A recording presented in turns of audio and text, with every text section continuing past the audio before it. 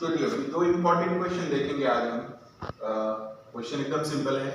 अब करना क्या है, इन क्वेश्चन पे ना बेसिक थोड़ा ध्यान देने की जरूरत है। अगर आपका कन्सेप्ट पूरा क्लियर है, तुमचा जर कन्सेप्ट पूर्ण क्लियर असेल तरच तुम्ही या क्वेश्चनला सॉल्व करू शकता। करायचं कसं, मग काय करता येईल आपल्याला? समजा हा एक्स आहे ना, पहिले आपण याला घालू। तुम्हाला शिकवलंय मी, जर खालचा नंबर आपल्याला एक्स घालवायचा असेल तर मग काय करायला पाहिजे, मग दोन्ही साइडला multiply line both side by x. समीकरणाच्या दोन्ही बाजूला एक्स ने गुणून समीकरण के दोनों ओर से एक्स से गुणा करने पर असं लिहिल्यानंतर पहिले आपण काय करायचं, गणित लिहायचं। सा x into x 2/x into x 1 into x, तो क्या हो जाएगा एक्स एक्स कट 6x का स्क्वायर 6x का square minus 2 1 into x x. Systematically लगा लेंगे, x को अंदर ले आएंगे। 6x का square minus x minus 2 equals to 0। x plus का अंदर आएगा तो क्या हो जाएगा माइनस। इसके बाद मैंने आपको सिखाया है ट्री बनाना। ट्री बनाने के लिए इस क्वेश्चन को थोड़ा आगे कर लेता हूँ। 6x का square minus 2 minus x minus 2 equals to 0। इसके बाद हमें क्या लगता है, ट्री। कल सिखाया था मैंने आपको, लास्ट लेक्चर में आपको बताया था मैंने ट्री क्यों बनाना है। इस नंबर का और इस नंबर का इंटू करेंगे। 2 6 12x स्क्वायर प्लस माइनस करने पर 1 बचना चाहिए। x है ना, यहाँ पे नंबर नहीं है, नंबर नहीं है तो कितना लेंगे तो 1। साइन का इथे माइनस है ना, माइनस साइन हो तो माइनस साइन लेने का, नंबर ना हो तो क्या लेने का 1। यहाँ पे इथं काहीच नव्हतं ना, म्हणून आपण काय घेतलं 1 घेतलं। आता असा नंबर शोधा ज्याचा इंटू केल्यानंतर त्याचा इंटू व्हायला पाहिजे 12 आणि प्लस मायनस केल्यावर उरायला पाहिजे 1। तो कुठला नंबर आहे ज्याचा इंटू केल्यावर 12x स्क्वेअर येईल आणि प्लस मायनस केल्यावर 1 येईल, असा कुठला नंबर आहे शोधा। असा नंबर आहे 4 3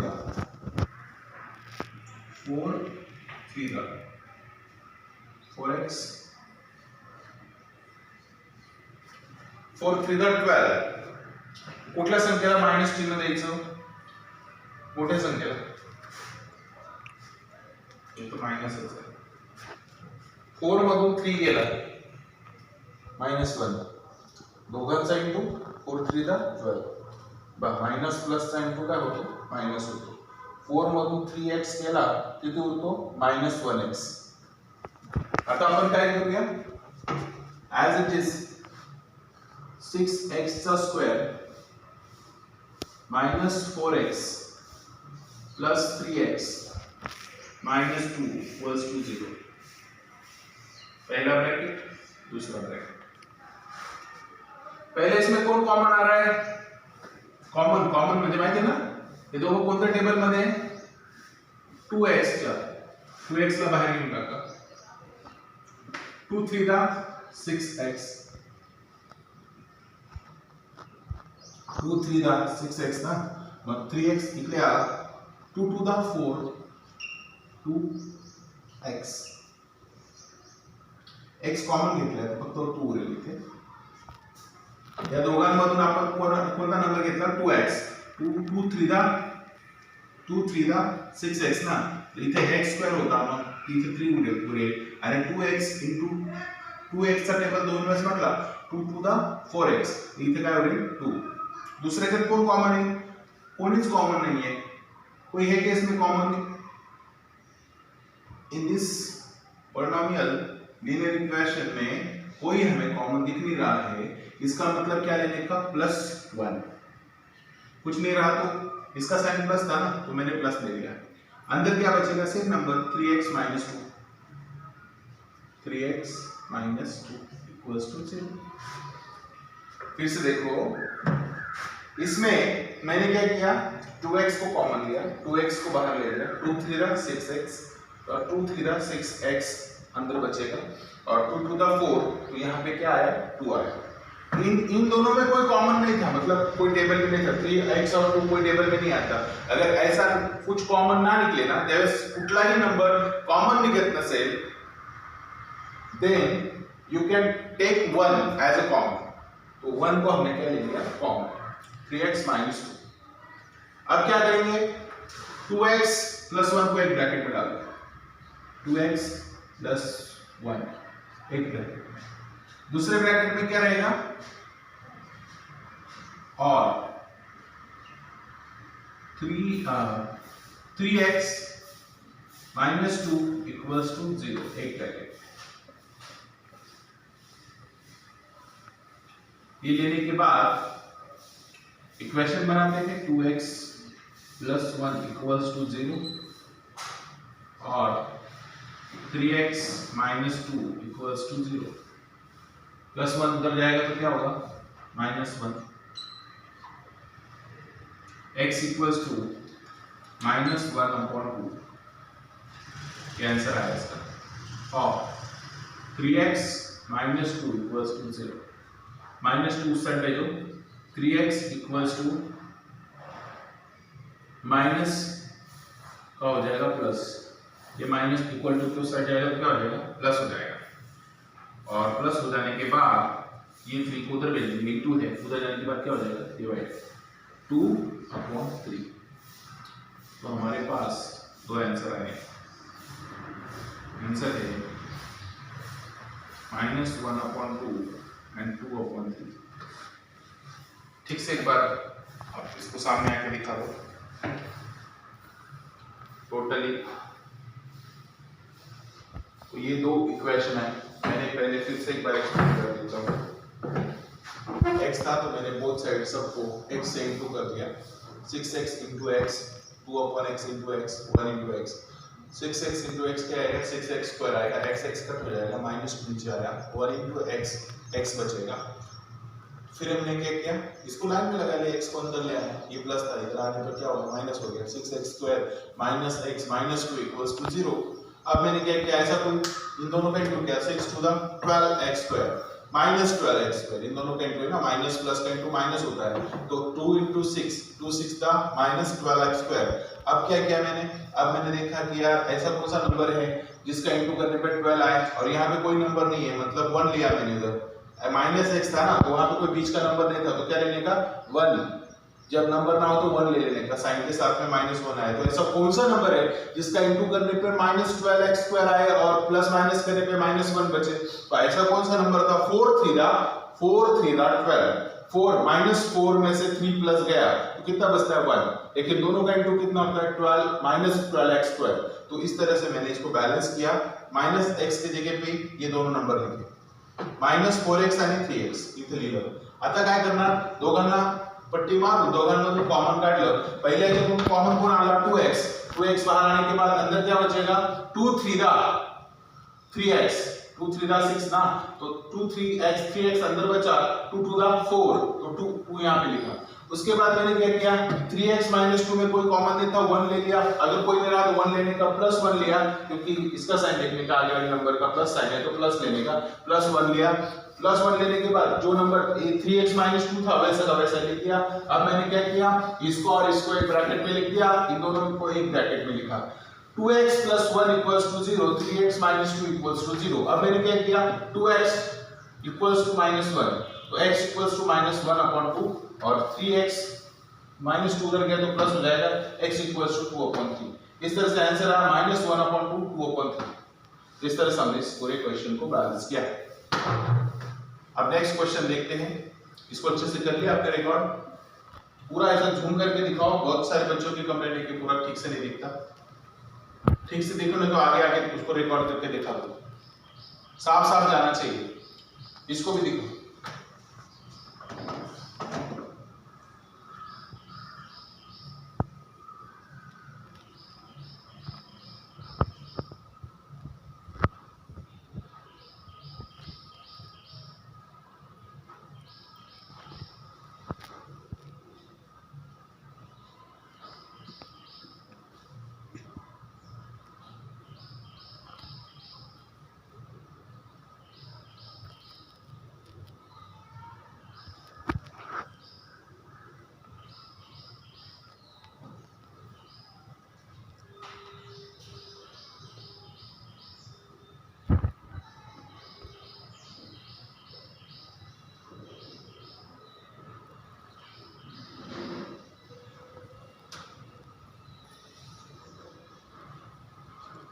नेक्स्ट कितना टाइम हो गया?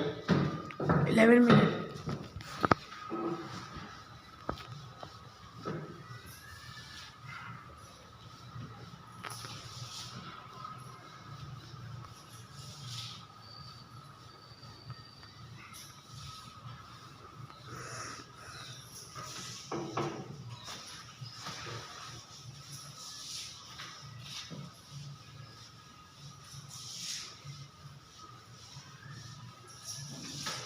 चलो अब देखो सिंपल सा कैलकुलेशन बताता हूं। देखो एप्पल, 1 एप्पल प्लस 1 एप्पल, इधर क्या लिखेंगे? 2 एप्पल। तो बोलो सर ऐसा क्या पढ़ा रहे हो, ये क्या है? समझो